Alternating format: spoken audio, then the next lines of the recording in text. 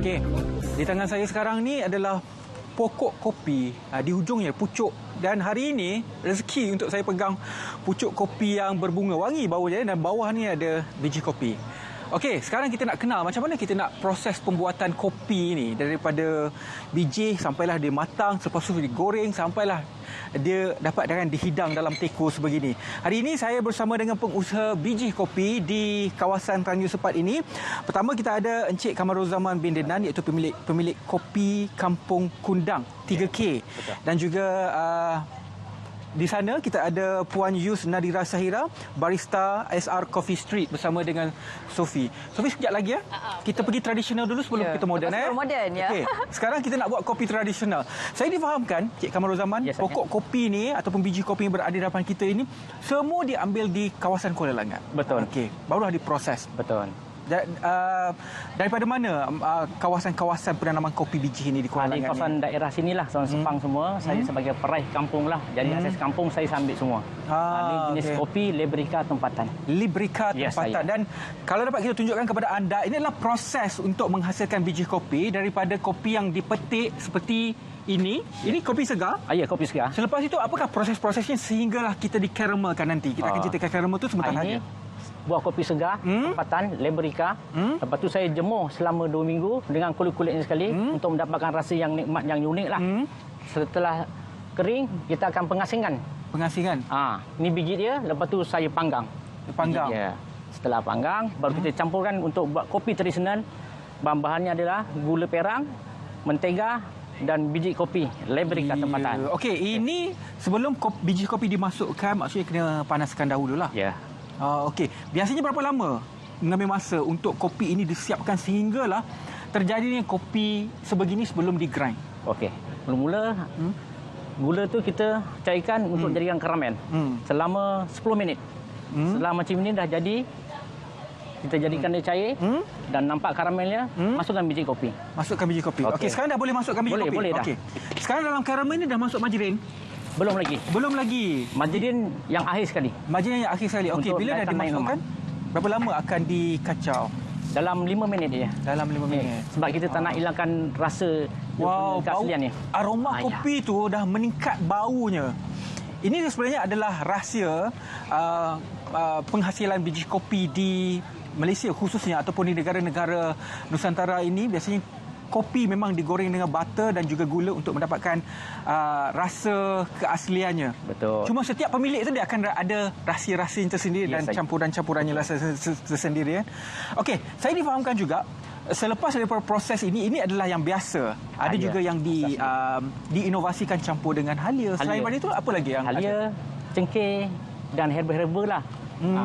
Sebab pengguna sekarang pelbagai. Ada yang rasanya pelbagai, nak rasa herba. Jadi ada unik untuk kopi tradisional. Dari segi permintaannya bagaimana di sini? Teramat-amat besar. Alhamdulillah. Ya. Okey, margarin sudah pun dimasukkan. Selepas margarin dimasukkan, berapa lama kita akan panggang sampailah betul-betul dia boleh digunakan dan di mesin sebelum selama kita buat kopi? 3 saat saja. 3 saat saja? Ya. Sebab kita nak bau margarin tu. Nak bau. Betul. Okey, sampai 3 saat, lepas tu akan dikeringkan di dalam talam ini. Talam ini. Okey. Okey, kita tengok proses pengasingan. Biasa sehari berapa banyak kopi diproses? Sehari saya satu kawah 70 kilo. Saya 70 kilo? Ya, saya kawah besar. Jadi satu hari saya 3 kawah. 3 kawah? Ya, saya. Dari segi bahan mentah nak dapat kopi, dari segi setiap tahun atau setiap hari akan sentiasa ada ataupun ada juga limitasi-limitasi pada musim-musim tertentu tak dapat? Kalau kopi Librica dalam setahun, dia 6 bulan tu memang untuk menuai. Untuk seterusnya dia buah sedikit lah. Okey.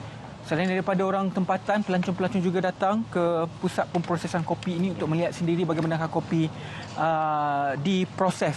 Okey, selepas diletakkan di atas talam ini, berapa lama pula untuk dikeringkan? Okey, kita sejukkan seketika dalam 10 minit, baru kita kisar ataupun nak serbuk halus ataupun nak kasar. Okey, biasanya serbuk halus ataupun kasar, ia bergantung kepada permintaan ataupun memang di pusat pemprosesan itu akan dilakukan kedua-duanya? Permintaan.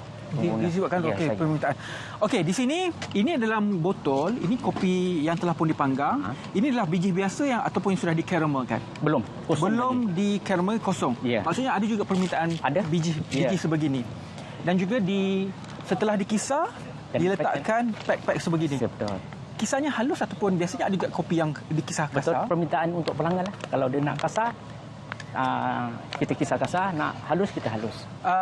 Dari segi pasaran sudah pun ke mana kopi 3K ni? Pasaran saya ke kedai-kedai runcit, pasar-pasar pagi dan online lah. Oh, banyak mendapat permintaan? Alhamdulillah, syukur. Secara purata dalam sebulan, biasa berapa banyak permintaan yang terjual? Untuk serbuk kopi, Alhamdulillah sekarang saya dah serbuk kopi 2 tan. 2 tan sebulan? Oh, bukan jumlah yang sedikit. Okey. Sekarang kita nampak kopi telah pun diletakkan dalam talam. Proses seterusnya adalah kena sentiasa balik-balikkan begini? Betul. Sebab kita nak sejukkan secepat mungkin. Dan dah sejuk, baru kita kisar. Untuk memudahkan kita kisar halus. Okey, ini adalah proses penghasilan kopi tradisional. Okey, saya nak rasa sikit apakah aroma dan juga bau kopi yang telah pun dihasilkan secara segar. Ini kopi dia. Ya, betul. Okey. Kita sama-sama minum. Kita sama-sama minum. Ya. Biasanya kalau dekat budaya barat dia panggil long black ataupun americano. Orang kita kopi hitam ni lah Kopi O. Kopi O. Okey, bismillahirrahmanirrahim. Bismillahirrahmanirrahim. Bau dia sedap. Alhamdulillah, nikmat. Saya suka dia ada rasa acidic sikit. Dan hujung-hujungnya ada rasa manis. Mungkin disebabkan oleh kulit itu yang menyebabkan proses itu berbeza yang akan menyebabkan rasa kopi ini lain. Okey, ini kopi tradisional yang ada di Kuala Langat. Di tepi saya Sophie sudah pun bersedia kopi moden Sophie. Ya, saya dah tak sabar dah ni kan. kopi moden orang panggil latte ataupun long black. Cuma hot latte atau ice latte. Okey, silakan Sophie. Baik, dan seterusnya kita itu dia antara kopi tradisional bagaimana penghasilannya, dan seterusnya kita nak terus bersama dengan barista kita Puan Nadira kita untuk berkongsi. Untuk hari ini kita ada beberapa barangan lah untuk kopi moden. Dan kalau kita tengok juga ini adalah mesin untuk kita grind grind kopi tu, jadi mudah je sekarang kan. Yang tangan pun ada juga, yang mesin lagi mudah lah kan. Okey, jadi untuk hari ini kita nak buat kopi apa? Hari ini kita akan buat hot latte. So ini biji dia Arabican. Okey, so kita sekarang pakai house blend biji lah.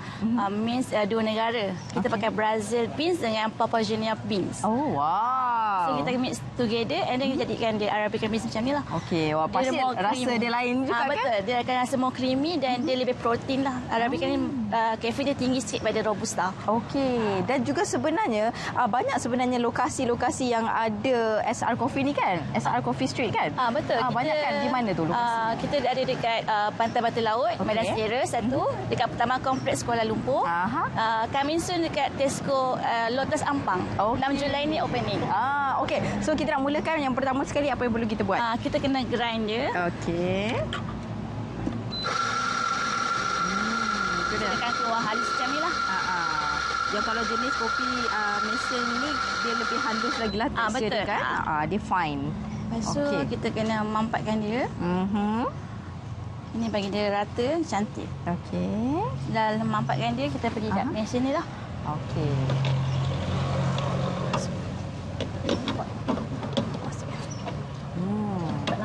Okey, antara lagi menu yang ada selain daripada latte? Ada long black, americano, ada cappuccino.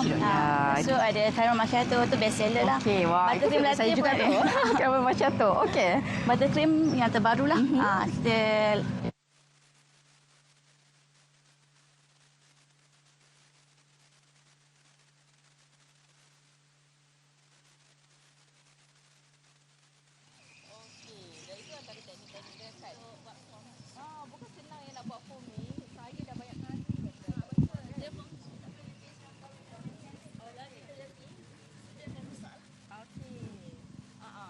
dan jadi mungkin boleh kongsi juga para penonton yang sekarang ni kan, yang teringin nak rasa kopi ni kan, apa lagi antara kelebihannya? Kopi kita kita buat kita taste bud dia rasa caramel. Lepas tu ada rasa popcorn, and belakang-belakang akan rasa bitter, pahit sikit lah. Sebab dia kan campur Brazil dengan Papua New Guinea. So kita pakai yang ni dark roast. Dia macam kehidupan kita lah. Betul. Okey, dan ini di antaranya kalau nak buat latte ni paling simple lah saya rasa. Betul, paling simple. And nak buat art dia pun. Okey. Okey. Jadi yang paling penting sekali, yang pertama sekali kita kena letak kopi dulu, kita brew kopi dulu, kemudian kita letak susu tu Panaskan. Ini nak buat art. Okey, jadi yang pertama tu kita letak campuran ini saja, tak perlu nak letak sirap ke? Sirap tu option lah. Kalau nak flavor kopi, kita boleh ada sirap vanilla, hazelnut, cheesecake. Wah, ini dia. Jadi ini dia hasilnya. Okey, cantiknya kan. Sebenarnya satu je masalahnya bila kita minum kopi ni. Sayang rasanya nak minum tu kan. Ada. Tapi kalau selalu kan orang selalu marahkan barista kalau tengok kan kita terus kacau dia kan. Dia kita kena minum terus macam tu kan. Tak apa, kena ambil gambar dulu. Itu semestinya lah kan. Okey, jadi anda semua boleh terus datang ke SR Coffee Street untuk merasai sendiri bagaimana sebenarnya rasanya. Memang sangat sedap. Ridwan nak rasa dah. Saya nak rasa sekejap lagi Ridwan Tapi Okey. jangan rasa tepi ni saya punya tu. Oh, ni awak punya. Saya pun dah ada dah. Oh, ada bentuk love kat situ. Of course. Silakan. Okey. Itu apa tu? Latte? Dan kita nak rasa latte sikit lah boleh Bismillahirrahmanirrahim. Nampak? Lain kan tu. Tradisional dengan moden tu. Ya, lain betul. Berbeza. Rasa dia memang berbeza. Tapi dua-dua sedap. Kita pakai biasa je, Sophie. Okey, dan itu dia. Terima kasih kami ucapkan kepada tetamu iaitu Encik Kamaruzaman. Kita juga mengucapkan terima kasih kepada Puan Yus Nadira. Terima kasih juga Encik Hisham. Terima kasih. Okey. Okey, nak bagi tahu sikit. Selepas dah keringkan macam ni, lepas tu akan direlaikan macam ni. Oh, begini. okey. Lepas tu barulah dikisar. Akhirnya dibuat kopi dalam teko. Ya. Macam mana kita belilah.